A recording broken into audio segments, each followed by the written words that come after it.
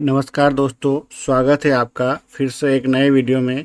आज के वीडियो में हम बात करेंगे वीआरवी या वीआरएफ के बारे में, यानी कि वेरिएबल रेफ्रिजरेंट वॉल्यूम और वेरिएबल रेफ्रिजरेंट फ्लो। ये दोनों एक ही है।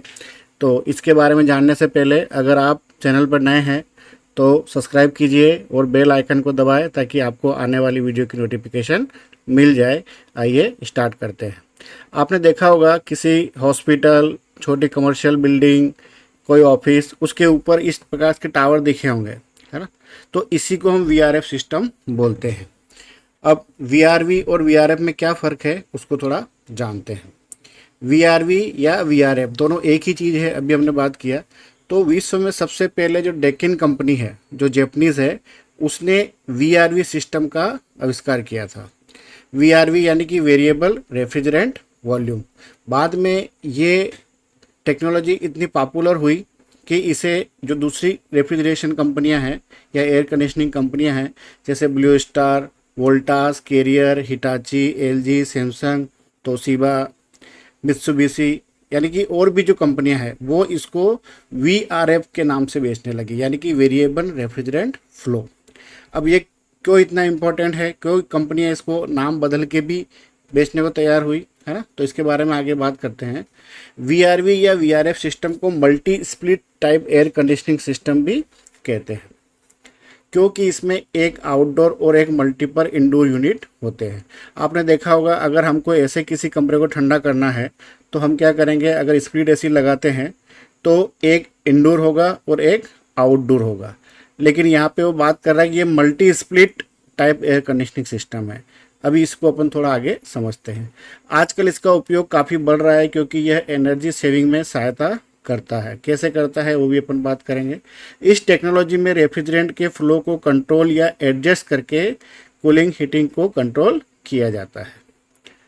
तो हमने बात किया कि सबसे पहले जो जैपनीज़ कंपनी है डेक्कन, उसने वीआरवी का आविष्कार किया था और बाद में जो है सभी कंपनियां जो है ये काफ़ी पॉपुलर हो गया, तो बाद में उसको वीआरएफ के नाम से बेचने लग गए अपने सिस्टम को। देखो क्या होता है कि अभी हमने बात किया कि अगर हमको जैसे कि घर में 4 कमरे हैं या किसी ऑफिस में 4 कमरे हैं, तो वहाँ पर हमको चारों को ठंडा करना है तो वहाँ पे हमको 4 इंडोर तो लगाना ही पड़ेंगे, है ना। और साथ में ही 4 आउटडोर भी लगाने पड़ेंगे, है ना। क्योंकि इंडोर लगेगा तो साथ में आउटडोर भी लगेगा। ऐसे ही अभी तक हम समझते हैं कि भाई 4 कमरे हैं और चारों को ठंडा करना है तो 4 इंडोर लगेंगे और 4 ही आउटडोर लगेंगे। लेकिन अगर हम इस सिस्टम को अडॉप्ट करते हैं वीआरएफ या वीआरवी को, तो इसमें क्या होता है, जैसा कि आप फिगर में देख पा रहे हैं कि इसमें एक ही आउटडोर है और मल्टीपल इंडोर है। अब जितने भी इंडोर है उनकी कैपेसिटी अलग अलग हो सकती है, 1 टन, 2 टन, 2.5 टन, 4 टन, ठीक है। कैसेट एसी जो भी आप इंडोर रखना चाहो वो हो सकता है, लेकिन आउटडोर जो है वो एक ही रहेगा। तो इसी सिस्टम को जो है हम वीआरवी या वीआरएफ बोलते हैं। एक छोटा सा आइडिया आया होगा आपको कि एक आउटडोर और मल्टीपल इंडोर, इसी को वीआरएफ या वेरिएबल रेफ्रिजरेंट फ्लो सिस्टम कहा जाता है। थोड़ा और आगे बात करते हैं कैसे काम करता है। इसके अंदर 2 कंप्रेसर होते हैं, एक इन्वर्टर कंप्रेसर होता है और एक कन्वेंशनल कंप्रेसर होता है, और एक आउटडोर यूनिट होती है। और इनका जो कंट्रोल है एक इलेक्ट्रॉनिक्स कंट्रोल यूनिट करती है। थोड़ा तो आपको एक सिंपल फिगर दिख रहा है इसमें, ये एक आउटडोर है, 2 कंप्रेसर है इधर, और ये बीच में लिक्विड रिसीवर है जिसको हम अक्यूमुलेटर भी बोलते हैं। हमने एक वीडियो बनाया था आरएमपीओ वाला, तो उसमें भी आपने देखा होगा कि एक अक्यूमुलेटर के बारे में हमने बात किया है कि वो लिक्विड को कंप्रेसर में जाने से रोकता है। तो ये वही अक्यूमुलेटर है। 2 कंप्रेसर, एक कन्वेंशनल टाइप का और एक इन्वर्टर टाइप का। ये बीच में अक्यूमुलेटर है, ये ऑयल सेपरेटर है, ये एक आउटडोर यूनिट है, ये ड्रायर है, और यहाँ पे इलेक्ट्रॉनिक एक्सपेंशन वाल्व लगे हैं, और ये 2 इंडोर है। इसको थोड़ा और एक्सटेंड करते हैं और हम इसको देखते हैं कि किस प्रकार से वीआरएफ या वीआरवी काम करता है या क्या उसका एक सिस्टम का सेटअप रहता है। तो देखो सबसे पहले शुरुआत करते हैं हम कंप्रेसर से। 2 कंप्रेसर है, जब ये दोनों एक साथ चलते हैं कई बार, और कई बार जो है सिंगल कंप्रेसर ही चलता है, वो भी मैं आपको आगे समझाता हूँ कैसे। तो ये जो दो कंप्रेसर है, जब ये कंप्रेस करेंगे तो जो हमारा रेफ्रिजरेंट है वो कंप्रेस होके ऑयल सेपरेटर के थ्रू आगे बढ़ेगा कंडेंसर में। कंडेंसर में वो कंडेंस होगा और यहाँ के बाद वो इवोपरेटर में चला जाएगा। अभी हमने बात किया था कि इसमें एक ही आउटडोर होता है और मल्टीपल इंडोर होते हैं। तो इसमें मल्टीपल इंडोर आपको दिख रहे हैं, अभी 3 है, और भी हो सकते हैं। और उनका जो कंट्रोल है वो कौन करेगा? ईईवी यानी कि इलेक्ट्रॉनिक एक्सपेंशन वाल्व। और एक्सपेंशन वाल्व के बारे में हम जानते हैं कि इसको रेफ्रिजरेंट कंट्रोल वाल्व भी कहते हैं।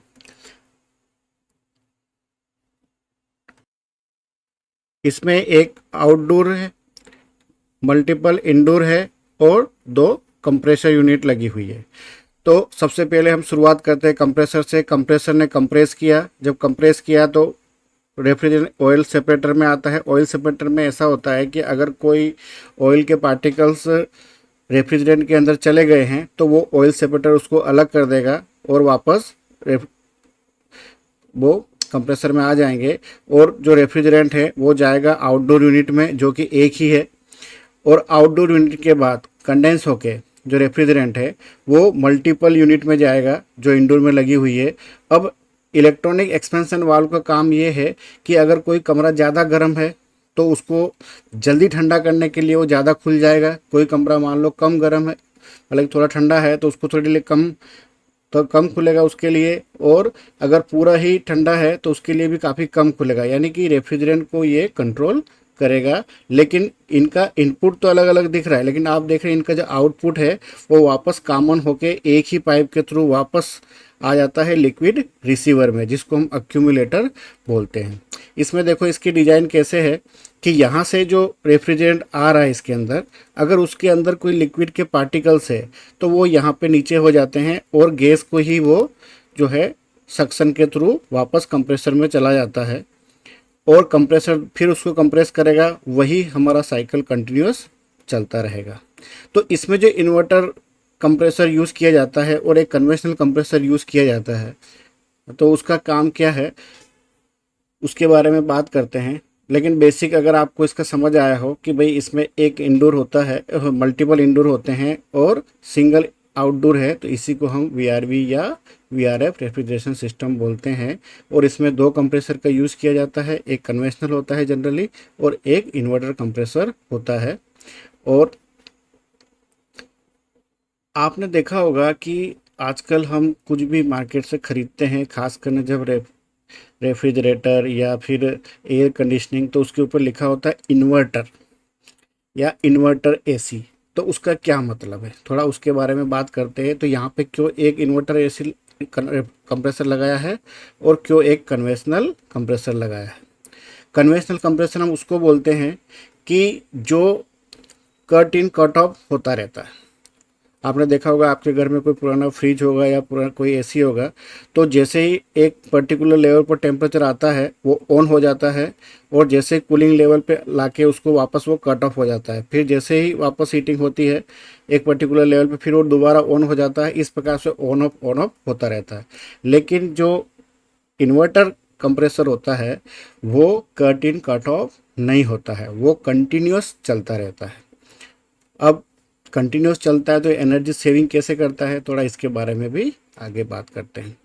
देखो आपको एक ये स्लाइड दिख रही है कि वर्किंग ऑफ इन्वर्टर कंप्रेसर तो कैसे काम करता है। देखो हमारे घर में जो फ्रीक्वेंसी आती है वो आती है 50 हर्ट्ज, और हम जानते हैं कि जो स्पीड होती है वो वोल्टेज के फ्रीक्वेंसी जो होती है उसके डायरेक्टली प्रोपोर्शनल होती है। यानी कि अगर फ्रीक्वेंसी बढ़ जाएगी तो स्पीड भी बढ़ जाएगी, है ना। तो यहाँ पे आप देख पा रहे हैं पहले वाले को कि यहाँ पे नॉर्मल फ्रीक्वेंसी हमारी, और जब इधर देखो पावर ज़्यादा कंजम्पशन करेगा, यहाँ पे लोड ज़्यादा, यानी कंप्रेसर के ऊपर लोड ज़्यादा कब रहेगा? जब कूलिंग की सबसे ज़्यादा आवश्यकता होगी, उस समय हमारा कंप्रेसर भी जो है ज़्यादा काम करेगा और ज़्यादा पावर को कंज्यूम करेगा। तो उस समय फ्रीक्वेंसी ये बढ़ा देता है। इन्वर्टर कंप्रेसर जो होता है उसमें जो एक वेरिएबल फ्रिक्वेंसी ड्राइव लगी होती है वो यही काम करती है कि जैसे जैसे लोड बढ़ता है तो लोड के हिसाब से वो फ्रिक्वेंसी को बढ़ा देता है, तो कंप्रेसर की स्पीड भी बढ़ जाती है। और जैसे जैसे लोड कम होता है वैसे वैसे वो फ्रिक्वेंसी को भी कम कर देता है। अब देखो थोड़ा इसके थ्रू और समझते हैं। यहाँ पे नॉर्मल फ्रिक्वेंसी हमारी 50 हर्ट्ज, जब लोड ज़्यादा है कंप्रेसर पे तो उसने फ्रिक्वेंसी को कम कर दिया, मतलब कि यहाँ पे बढ़ा दिया है, सॉरी है ना, बढ़ा दिया है। तो क्या होगा कि यहाँ पे 50 है तो समझ लो यहाँ पे 70 हर्ट्ज हो गई। तो क्या होगा कि कंप्रेसर ज़्यादा काम किया और लोड जो है उसको जल्दी हैंडल किया।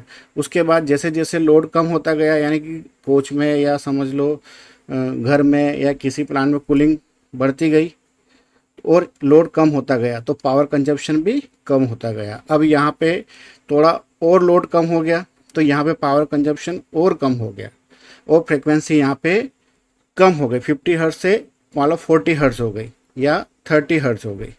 ठीक है, अभी यहाँ पे आप देख पा रहे हैं कि लोड काफ़ी कम हो गया है तो पावर भी काफ़ी कम हो गई है। जो क्योंकि लोड कम हो गया तो कंप्रेसर के ऊपर पावर भी लोड कम हो गया, तो यहाँ फ्रीक्वेंसी और भी कम हो गई। तो आपको इससे एक समझ में आएगा कि जो हमारा घर में जो एसी अगर हम खरीद के ला रहे हैं और इन्वर्टर एसी है तो एक बार जब तक कूलिंग मेंटेन नहीं होगी तब तक तो वो पूरी ताकत के साथ काम करेगा, यानी कि पूरी एनर्जी को कंजप्शन करेगा, तब एनर्जी सेविंग नहीं करेगा। लेकिन एक बार कूलिंग मेंटेन हो गया तो उसके बाद वो उसको कंटिन्यूस मेंटेन करके रखता है, यानी कि उसको केवल मेंटेन करने के लिए जो एनर्जी चाहिए वो वही कंजम्पशन करता है। इसीलिए हम समझते हैं कि इन्वर्टर जो एसी होता है या इन्वर्टर कंप्रेसर जो होता है वो एनर्जी को काफ़ी बचाता है। तो वो उसके लिए एक वेरिएबल फ्रीक्वेंसी ड्राइव लगी होती है जो कंप्रेसर को फ्रीक्वेंसी के अकॉर्डिंग उसकी स्पीड को कंट्रोल करती है। तो उम्मीद है कि आपको ये चैप्टर समझ आया होगा। तो हमने एक सिंपल ओवरव्यू बात किया कि वीआरवी या वीआरएफ क्या होता है, कि मल्टीपल इंडोर और सिंगल आउटडोर यूनिट अगर ऐसी है तो उसको हम वीआरएफ सिस्टम बोलेंगे। इसका यूज़ आजकल आपने देखा होगा हॉस्पिटल, कोई कमर्शियल बिल्डिंग छोटी, या फिर आपने किसी ऑफिस के ऊपर ये देखा होगा इस टाइप के टावर लगे हुए होंगे, है ना। तो इसी को हम वीआरवी या वीआरएफ सिस्टम बोलते हैं। वीडियो आपको कैसा लगा लाइक कीजिए, सब्सक्राइब कीजिए। आपका धन्यवाद। मिलते हैं अगले वीडियो में। नमस्कार।